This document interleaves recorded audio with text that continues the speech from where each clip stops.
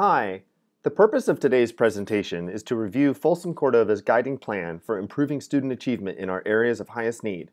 The Local Control Accountability Plan, also known as the LCAP, is a state-mandated document that must be updated each year to ensure that the district not only is targeting its services and expenditures toward our highest need students, but also to measure whether those actions are meeting the desired outcomes.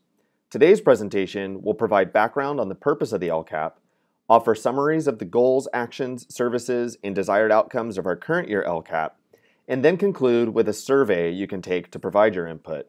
Your feedback will be used as we update and make revisions to next year's LCAP. So before we dive into the details, it's important to review Folsom Cordova's mission statement as a guiding vision for everything that we do in our district. It states that Folsom Cordova is committed to providing excellence in educational programs that carry high expectations for each student's achievement and success. The next slide will go deeper into understanding who all of our students are. When we speak of all students, who are they? Who do we serve? This slide gives you a high-level overview. We are a growing district of more than 20,000 students and more than 2,000 employees, more than half of them teachers and other educators. We have 33 schools throughout Rancho Cordova and Folsom. In the middle column of this slide, you'll see breakdowns of some of our highest need students, including our district-wide average of low-income students is 31.9%. When you break that down, a majority of those students live in Rancho Cordova, while fewer are enrolled in our Folsom schools. 11% are English learners. More than 80 of our students are in our foster system, and nearly 1,000 of our students are classified as homeless. Nearly 2,500 of our students are identified as needing special education services. On the far left of this slide is the ethnic and racial demographic breakdown of our district, which is increasingly diverse. So why does the state require an LCAP? It has to do with how the state changed school funding several years ago. In 2013, California fundamentally changed the formula for how school funding is determined. Today, districts receive funding based on the demographics of their student population, their proportion of English learners, low-income students, and students in foster care, and have more flexibility for how to use those funds. This is called the Local Control Funding Formula, or LCFF. In exchange, the state requires an accountability plan, that's the LCAP, to outline how those funds are to be spent and how they are improving outcomes for students. There are 8 areas that the state requires school districts to prioritize: student achievement, student engagement, other student outcomes, school climate, parental engagement, basic services, implementation of Common Core state standards, and course access. Why does the state allocate a greater share of funds to schools with higher percentages of English learners, low-income students, and foster youth? This image is a popular way to illustrate the philosophy behind the local control funding formula. The idea that providing equal resources to all students doesn't necessarily produce equitable outcomes for all students. That's because some students may need more support than others because they arrive at school with more barriers in their way to learning. And there are 2 key words in this process that are worth emphasizing: local control. The idea is that our local school communities know better than the state where our unique needs and challenges exist. That's why it's vital that the district involve all of our stakeholders in the decision-making and plan development process: our teachers, employees, parents, students, administrators, and community members. The district needs your input to best identify the areas of needs and the potential solutions to address them.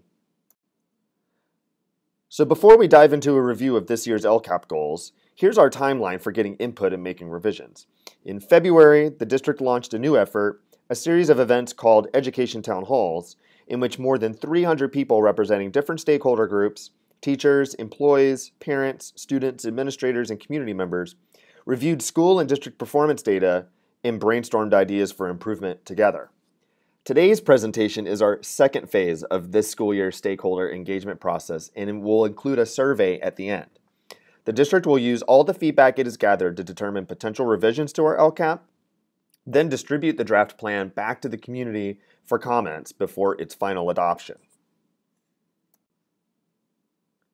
This slide provides a summary of our plan, including our greatest areas of progress, our greatest areas of need, and some of the student performance gaps that still require more work. As a district that starts with a high status in English language arts, the district is most proud of our sustained growth in this area. The district believes this growth is directly related to our efforts to support our lowest performing schools through the institution of intervention teachers, along with a renewed commitment to professional development. The district has also made progress in the achievement of our English learners at our lowest performing schools. Among our areas of greatest challenge is a need to improve our suspension rate, which is in the state's medium range on average. The district will continue character education, bullying prevention programs, and provide continued training to staff on mental health and emotional wellness support for students. In our plan, we have identified several performance gaps that will need continued action to address. Suspension rate data shows that low-income students, students with disabilities, and African American students are suspended at higher rates than the district's average. The graduation rate for students with disabilities is lower than the district's average. Students with disabilities perform lower on state assessments for mathematics and English language arts than the district average. American Indian students perform lower on state assessments for mathematics than the district average. To increase and improve services that help us address our areas of need, we've focused on a few key areas. Implementing a model in which intervention resources are provided at an earlier age, which helps students get ahead before they fall too far behind in later grades. Implementing an ongoing adaptive classroom diagnostic tool that helps teachers understand a specific student's needs, and then giving extra attention to integrated English language development standards to better meet the needs of our English learner students. Our LCAP is guided by 4 primary goals, and this is Goal 1. Goal 1 states that all students will receive instruction from a highly qualified teacher and have access to curriculum that promotes college and career readiness. Our LCAP commits to meeting this goal 3 ways. 1, maintaining the appropriate assignment of fully credentialed teachers and providing new teacher support. 2, maintaining all schools in good repair. And 3, all students must have access to curriculum that is aligned to state standards. So the bottom third of this slide goes into more detail about efforts we have funded to meet those goals. We're going to pause here for a moment to allow you a chance to take a look at that.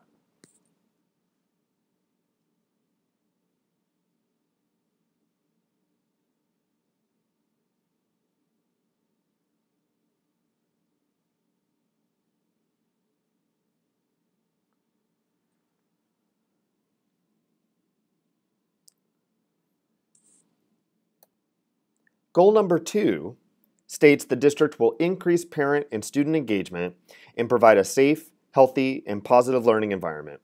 Our LCAP commits to meeting this goal in the following ways: increasing student attendance rates and reducing chronic absences, increasing the high school graduation rate and decreasing the dropout rate for all students including historically underperforming subgroups, decreasing 8th grade dropout rates, reducing student suspension, expulsion rates, reducing bullying incidents, and increasing school connectedness, increasing family engagement and parent input, including the utilization of volunteers, increasing community partnerships that support student learning, and increasing the efficiency, timeliness, and accessibility of district communication.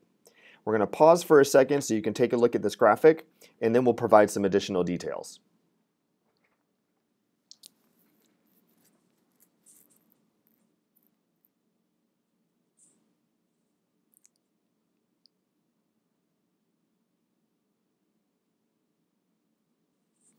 Now, the next part of this slide goes into much more detail about efforts we have funded to meet those previously stated goals. So again, we'll pause here to let you take a look at some of the specifics, and then we'll move on to the next goal.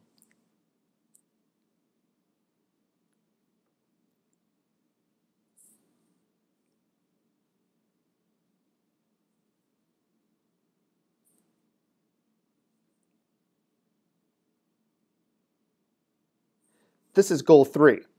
Goal number 3 states that the district will provide students with high-quality classroom instruction and access to a broad course of study. So our LCAP commits to meeting this goal in the following ways: provide professional development in new adoptions in local curriculum, ensure all teachers and students have access to research-based English learner strategies to improve achievement, provide access to college prep courses, career technical education, international baccalaureate, advanced placement, and STEM courses. So we'll pause here, let you take a look at this graphic, and then we'll provide some additional detail.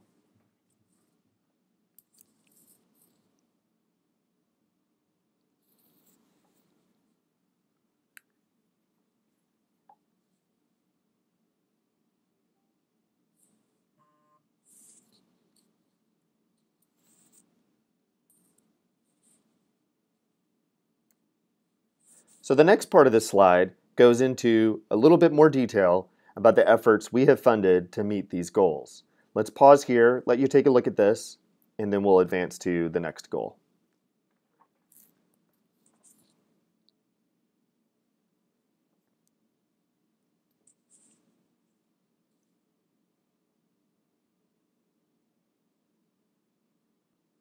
Goal 4. Our final goal is goal number 4, and it states that the district will monitor student progress and educational outcomes for success using assessment results.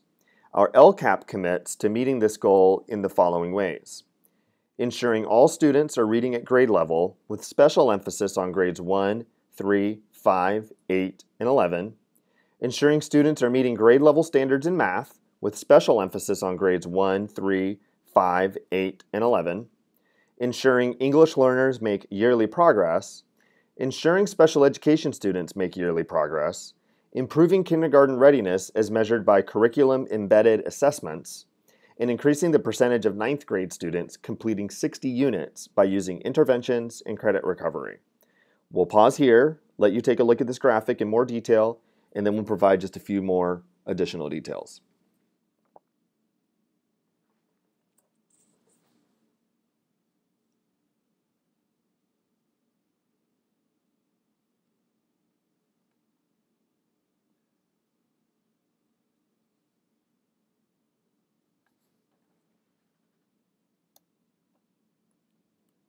The next part of this slide goes into additional detail about efforts we've funded to meet these goals. We'll pause here and then we'll conclude our presentation on the next slide.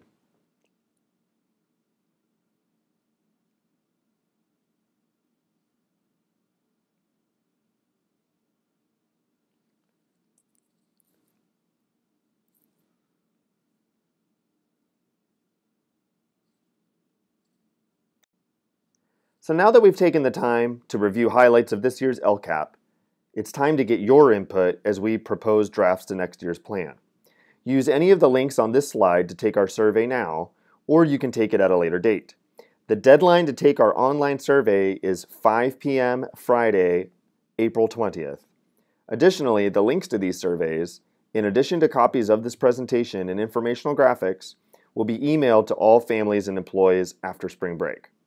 Thank you for investing your time and input so that we can all work together to best support our student success.